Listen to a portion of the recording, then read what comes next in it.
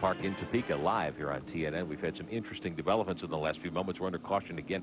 Rick Hendrick had a tire go down, a little damage to the right front corner. He's back on pit road. He went out and made a lap under caution, came back on pit road, and we're going to show you just exactly what happened as they worked down toward turn 9 and 10. Davy Jones already in trouble at that point. Walker Evans had spun. Jones' car, it looked like the fire had started back there. Looks like something maybe had developed. He may have an engine terminal problem there. There you see Walker Evans getting in the tire barrier there and doing a lot of damage right there. Those tires can save you, but they can do a lot of damage too. Favorite spot for Walker Evans, off the road. Didn't have any knobby tires to help him though. Evans, if you don't follow off-road racing, many-time champion of the SCORE off-road series, not referring to his lack of ability on a road course by any means, just familiar with driving through the dirt. Davy Jones there twirling and stopping, and he is parked right in front of us now. They've dumped some chemical under the hood to put the fire out, so the 18 out of commission for the day, and a tough way to end his first outing for Davy Jones in that Roaring Engineering vehicle. Now, Rick Hendrick on pit road once again, still working on the right front corner of that race truck. What do you think, Larry? What's likely to be wrong there? I saw a guy with a string a while ago. Evidently, when he got off the course, he's knocked the toe out. In other words, the front wheels are pointing out too far or pointing in too far. And they had a string a while ago. They got the fender pulled off the tire. Now they're just trying to adjust the tie rods to get the toe out somewhat back close. We talked earlier about how Rick Hendrick has done a good bit of road racing, although it's been a few years. He ran here at Heartland Park in an ARCA car a couple of seasons ago. Before we got going today, we had a chance to talk to Hendrick and ask him what it's like to drive as opposed to being a team owner in Winston Cup racing. I love to drive. I love to race boats. I love to race cars, and you know, but I know where my role is, and I know where my talent is, and my talent, I think, is trying to keep it together and give the guys good equipment and motivate them to go out and win championships. Win championships indeed. They've got a driver leading the championship chase right now in the Winston Cup Series. Jeff Gordon, in only his second full year in the Winston Cup Series. You see a truck painted a lot like his Winston Cup car rolling by. Terry Labonte at the throttle of the 5. Terry's up to 5th and holding at the moment, although he looks like he's going to be a contender before we're done today here at Heartland Park. We're back in a moment. Back live at Heartland Park, and the green has come back out. 36 laps complete, 24 to go. And it is still Ron Hornaday out in front, and he's opened up 6 or 7 car lengths, or truck lengths, we should say. I don't want to have to be fined another dollar, Glenn Jarrett, but let's call it 6 or 7. You did have to already. Yeah, that's another one. Take it away from me. Over Joe Ruttman, who is second. We watched Terry Labonte trying to move up on Darrell Waltrip. Those first 5 are very close together. Yeah, I tell you, you know, I mean, that's what this race is going to come. We're all, they're having to show their stuff. You also got to look at that 3 truck. The 3 trucks come back to 6th. And he was one of the faster trucks in practice, also the point leader. So he's going to make sure that he finishes up towards the front. The Childress Racing Chevrolet. Skinner went right off the course at the drop of the green back at 2 o'clock today when we first came to you. Went off into the weeds, rejoined the pack at the back. He's come all the way from 33rd to come up to 7th right now. And he is chasing hard Terry Labonte, who is up in front of him 1 spot ahead. Now, Rick Corelli just got passed. So Skinner has moved up now to 6th. Labonte is 5th. DW is 4th as they try to move up on the leaders. It's been Hornaday all the way. Ralph, what's going on down there with the Skinner pit? They've got to be happy with the progress. Well, they are pretty excited about that part of it, Rick, especially since they've changed their strategy here for the second half of the Craftsman Supertruck season. They have decided to be a little bit more conservative and go for the points and see if they can't get a championship win out of this, just like they do with Richard Childress's Winston Cup program. They know they've built up some good points in the first half of the season. Now they want to get good finishes, keep building on those points, and try to claim the championship.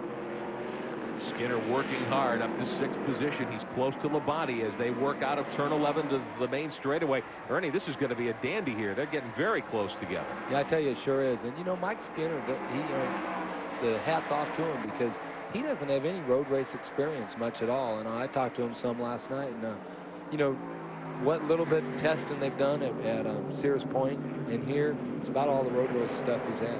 Back at the beginning of the year, the opener for the series was supposed to be at Sears Point. All the flooding in California eliminated that date. They've put it off to October. There'll be 2 road races this year, but we won't go to Sears Point until fall, so it'll be a while before these drivers see this sort of situation again. How hard is it to pick up road racing if you haven't done much of it? Well, it's not real hard, but again, you know, unless you're in real good equipment, it's real hard to do. I mean, you have to have something with really good brakes, and also the guys that are working on it, they make sure the brakes are the proper amount on the front, the proper amount on the rear.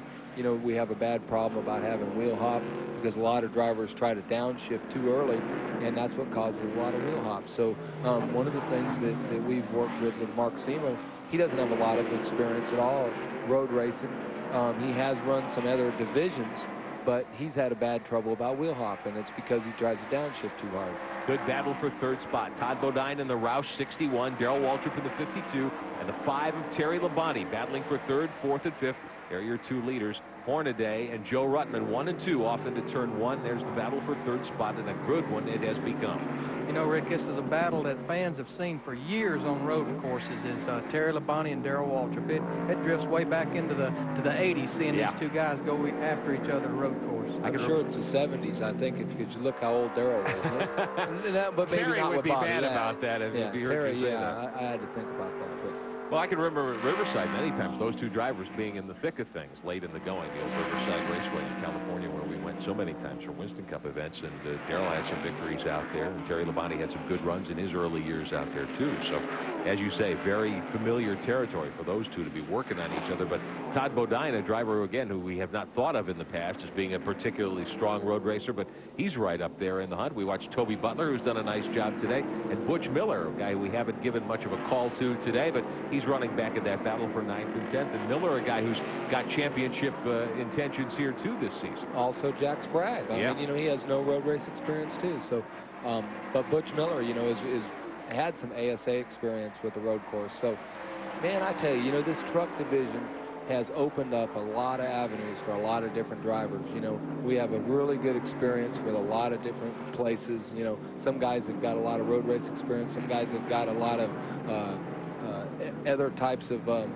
racing, whether it's a short track or whatever. But I mean, I tell you, you know, it's opened up a lot of avenues. Sprague showing 9th, and Butch Miller just got by him for 9th spot as they work up toward turn 2. They're trying to track down Toby Butler, who is 8th.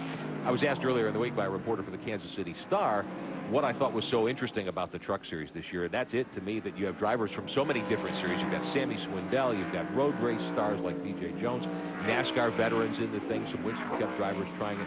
It's really great. It's kind of an all-star series to me. I mentioned earlier in the year at one of the truck races, it's almost like a miniature IROC. There's so many winners and champions from different divisions in this Super Truck series. Leaders continue to be the 16 of Hornaday, the 98 of Ruttman. Glenn Jarrett, Toby Butler has really turned in a good ride here so far today. Well, he has so far, Rick, but you know, he's nursing an ill truck. The Ortho Lawn and Garden Ford is not up to snuff today. He's holding on to 8th right now, but they had an engine that was in the truck yesterday that came out. He ran some real good practice laps. It blew after 8 laps. They had to put an engine that was really on the truck going to go gone through. They were going to redo it, but it's got a lot of laps on it.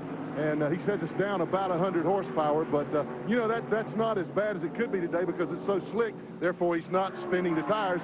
But to make matters worse, his crew chief, Dave Nelson, yesterday when they were changing engines, ran up in the truck to get a part, caught his arm on something, fell, and broke his left hand. So he's got to have surgery Monday. So hadn't been a real good week for him, but they got a top 10 run going. Need a good finish here to make this one worthwhile, I think.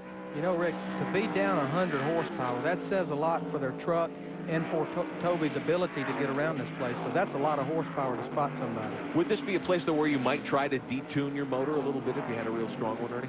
Oh, I don't think so. You know, only reason you detune it is to try to make sure you can go on fuel. You know, all the horsepower in the world could be used today because we have a throttle and your right foot pushes it. So the motor doesn't make very much horsepower at half throttle. Great battle for 12th. P.J. Jones and Tommy Archer and Bill Sedgwick, and Jones and Archer get together. A couple of road race veterans, and Jones went in awfully hot and took Archer to the high side. Sedgwick snuck by to pick up 2 spots there. Turn 10, it just runs out. It's like the corner just quits right there, and it's got a lot of people in trouble today. We'll show you what happened one more time as we watch those 3 trucks get after it. Here's that right-hand turn into turn 9. Archer in the 03, the red Minnesota Ford. P.J. Jones is going to try to go outside here and then inside. Run out of corner. And Sedgwick was right there to take advantage.